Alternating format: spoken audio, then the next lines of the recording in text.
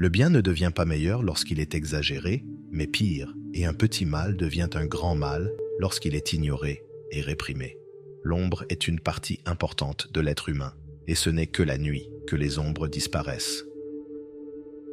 Carl Jung pensait que les gens devaient s'efforcer d'être complets, et non parfaits. Si vous voulez grandir et vivre mieux, vous devez affronter les parties de vous-même qui ont été cachées ou même ignorées pendant trop longtemps. Ces parties cachées sont ce que Jung a appelé notre côté obscur, inconscient, où réside notre ombre. Mais qu'est-ce que la plupart des gens cachent dans leur ombre? Ce sont toutes les choses que la société considère comme mauvaises ou erronées, les choses que notre famille ou nos amis n'aiment pas, et les parties de nous-mêmes qui, lorsque nous les avons montrées pour la première fois, ont été ridiculisées, ignorées ou punies. Mais comme aucun ensemble de règles n'est parfait et qu'aucune famille ou groupe d'amis ne sait exactement comment nous intégrer dans le monde, nous ne cachons pas seulement les mauvaises parties de nous-mêmes, comme la colère sauvage, les sentiments incontrôlés ou les instincts animaliers. Nous finissons également par cacher les aspects positifs de notre personnalité.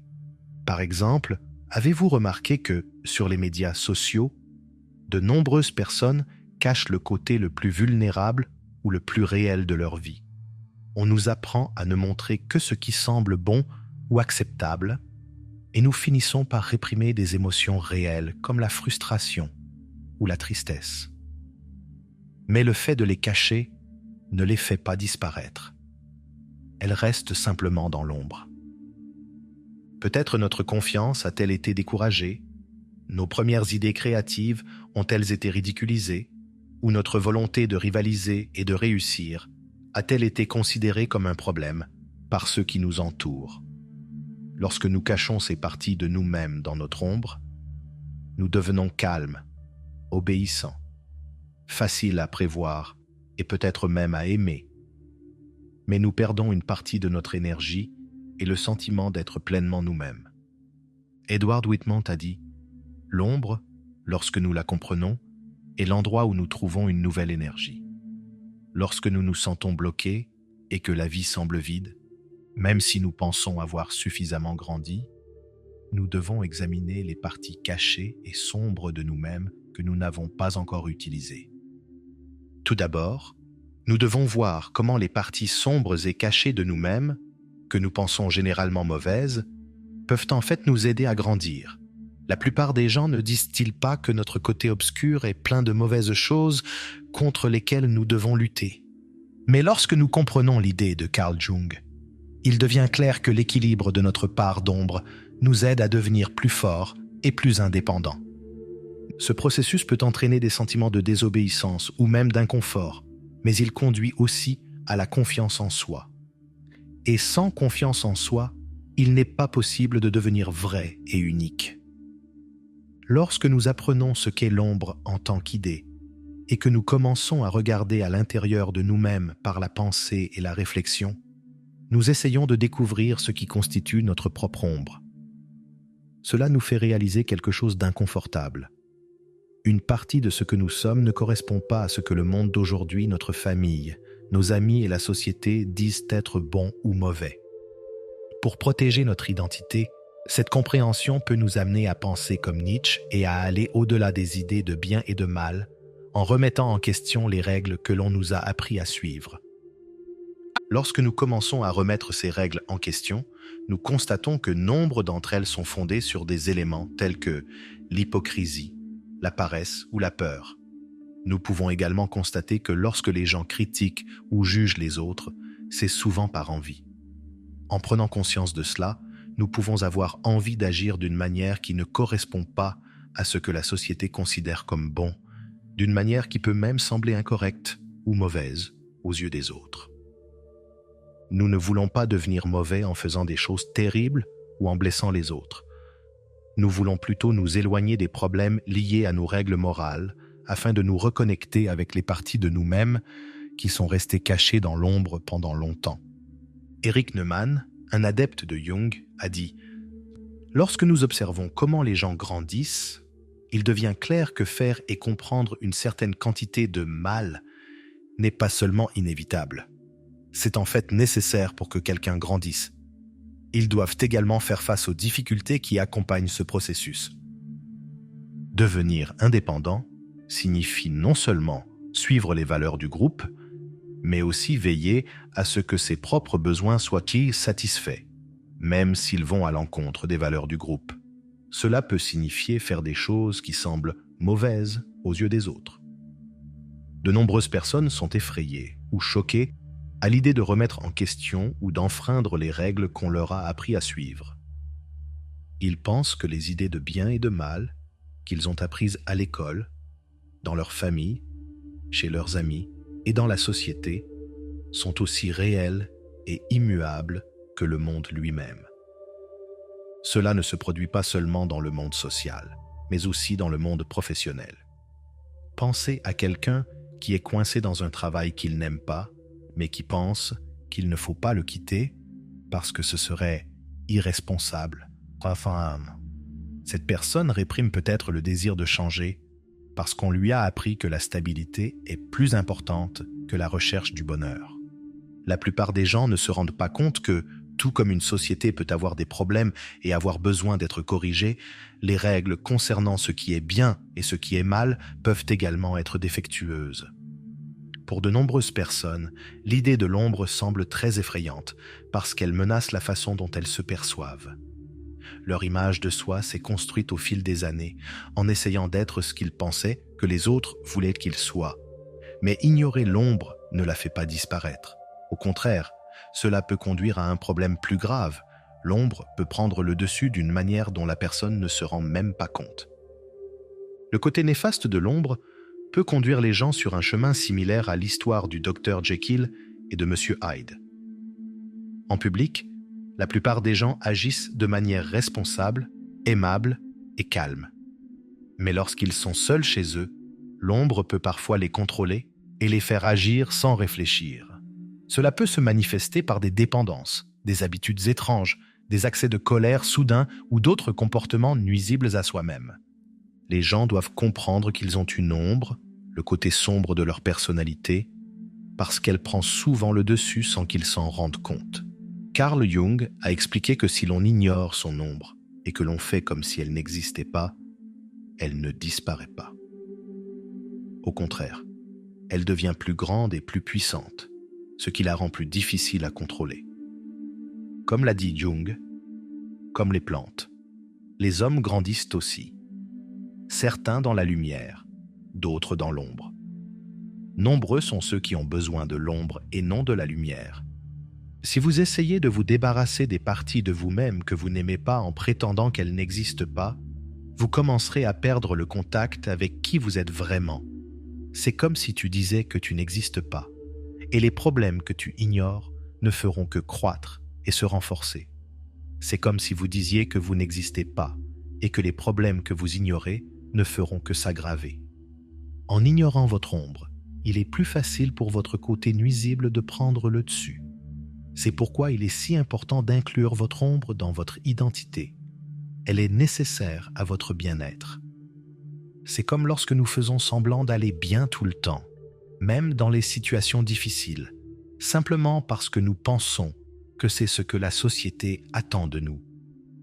Pour comprendre comment procéder, concentrons-nous sur une partie de l'ombre à laquelle de nombreuses personnes doivent faire face. L'agressivité. De nos jours, lorsque l'on entend le mot « agression », on pense généralement à la violence et à la destruction. Mais ce n'est qu'un aspect de la question.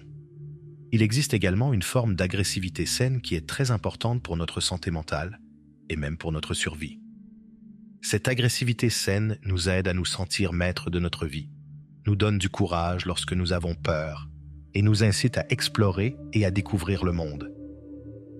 L'agressivité n'est pas toujours synonyme de mal. En fait, elle peut être une force bonne et utile. Selon la psychanalyste Clara Thompson, l'agressivité provient d'un désir naturel de grandir et de prendre le contrôle de la vie, ce qui semble être le cas de tous les êtres vivants. Mais lorsque cette énergie naturelle est bloquée ou interrompue, elle peut se transformer en sentiments tels que la colère, la rage ou la haine. Malheureusement, pour beaucoup d'entre nous, cette force vitale naturelle qu'est l'agressivité a été bloquée pendant notre enfance. Lorsque nous faisions preuve d'agressivité, de manière positive ou non, nous recevions souvent de la désapprobation, des punitions ou même de la violence, plutôt que du soutien ou de la compréhension. Pour éviter les problèmes et s'adapter, nous avons appris à cacher notre agressivité au plus profond de nous-mêmes, dans notre ombre. Mais cela a conduit à des sentiments de colère, de rage et de haine qui se sont accumulés au fil du temps en raison d'années de répression. Le psychothérapeute Alexander Lowen explique que certaines personnes éprouvent une colère inconsciente si intense qu'elles la ressentent comme un secret dangereux qu'elles ne peuvent pas révéler.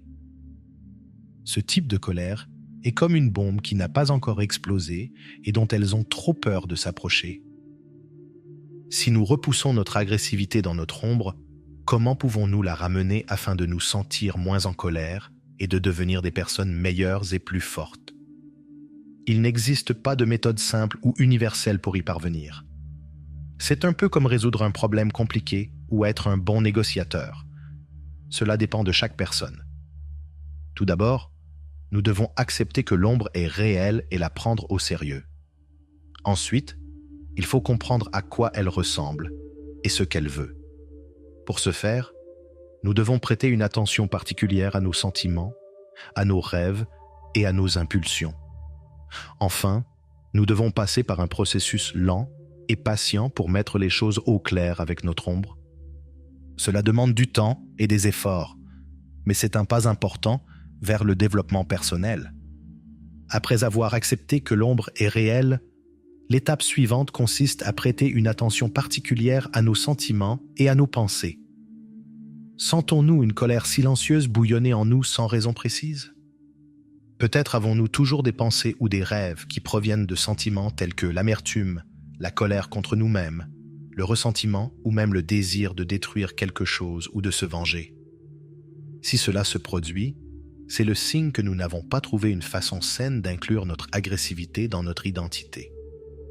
Pour commencer à équilibrer notre agressivité, nous pouvons chercher des moyens sûrs, contrôlés et utiles de l'exprimer. L'une des meilleures options consiste à participer à un sport de compétition, à essayer les arts martiaux ou à suivre un programme d'exercice. Ces activités peuvent nous aider à renouer avec notre énergie agressive naturelle de manière saine. Nous pouvons également nous entraîner à faire confiance à notre façon d'agir, à prendre des décisions plus fermes et à nous défendre lorsque d'autres personnes, comme des amis, des membres de la famille ou des collègues de travail, nous mettent au défi. Ces étapes nous aident à utiliser notre agressivité de manière positive et utile. Comme l'a expliqué Jung, l'équilibre de l'ombre ne peut se faire que si nous admettons les caractéristiques et les désirs qui lui sont liés. Nous devons faire face à ces parties de nous-mêmes et leur permettre de s'exprimer, mais de manière prudente et mesurée. Il est important de rester vigilant et de ne pas laisser ces caractéristiques prendre le contrôle total. Nietzsche a écrit un jour « Je crois que tu es capable de toutes sortes de mauvaises choses. C'est pourquoi j'espère que vous ferez le bien. Je me moque toujours des gens qui se croient bons parce qu'ils n'ont pas de griffes. » Cela nous rappelle qu'il ne faut pas confondre faiblesse et bonté et que nous devons être attentifs lorsque nous travaillons sur ce processus. L'objectif d'équilibrer notre agressivité n'est pas de devenir une mauvaise personne. Il s'agit plutôt de se reconnecter à l'énergie et à la force cachée dont nous avons besoin pour devenir la personne forte et compétente que nous voulons être. Cela signifie qu'il faut agir avec confiance, sans être agressif. Cela signifie agir avec confiance, sans être trop agressif. Avoir le potentiel d'être dur, sans devenir une personne violente, et défendre ce en quoi nous croyons, sans être cruel ou mesquin. Si nous utilisons cette même méthode pour travailler sur d'autres parties cachées de nous-mêmes, telles que nos sentiments à l'égard de la sexualité, de la créativité, de l'ambition ou du désir de pouvoir, nous verrons de grands changements dans notre identité. Nous nous sentirons plus stables, plus à l'aise avec nous-mêmes, plus confiants dans nos propres choix moraux. plus courageux et plus aptes à nous faire confiance. En termes simples, lorsque nous équilibrons notre ombre, nous faisons un grand pas vers l'intégrité. Cette intégrité nous aide à construire le caractère fort et incroyable dont le monde moderne a vraiment besoin. Accepter notre ombre nous aide à plonger plus profondément dans ce que nous sommes vraiment. Cela nous donne un nouveau sentiment de profondeur, de force et de stabilité à l'intérieur de nous-mêmes. Malheureusement, cela est difficile pour de nombreuses personnes, qui se cachent alors derrière des masques sociaux. Êtes-vous l'une d'entre elles ? Cliquez sur la vidéo à l'écran et posez-vous la question dès maintenant.